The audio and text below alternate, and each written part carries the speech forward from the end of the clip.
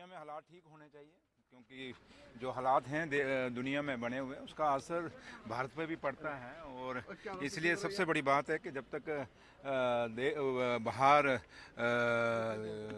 दुनिया में हालात ठीक नहीं होंगे तब तक जहाँ तक है हिंदुस्तान के हालातों में भी असर पड़ता है, यहाँ महंगाई पे भी असर पड़ता है। आप देखें लोगों में आज एक ऐसा भी है कि एक तो आप लोगों के चैनल के माध्यम से मैं सोशल मीडिया के लोगों को अपील करना चाहूँगा कि आप र्यूमर मत फैलाइए। र्यूमर से पैनिक होता है। जैसे आप देखें पेट्रोल पंपों के बाहर लड़ाइयाँ होनी शुरू हो गई हैं, जहाँ लोग इतना रश पड़ना शुरू हो गया है, सिलेंडर जो है गैस सिलेंडर जो है उसके लिए रश पड़ना शुरू हो गया है, धक्का मुक्की शुरू हो गई है।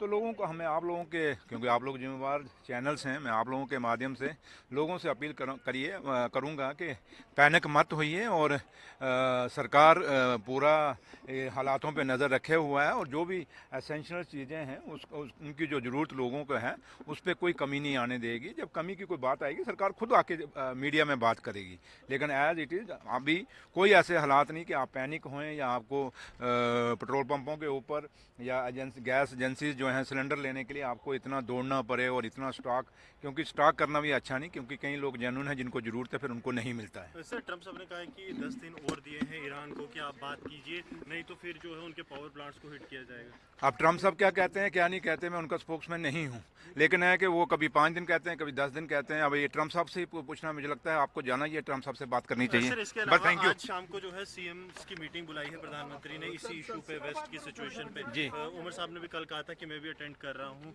क्या लगता है किस तरफ हम लोग बढ़ रहे हैं?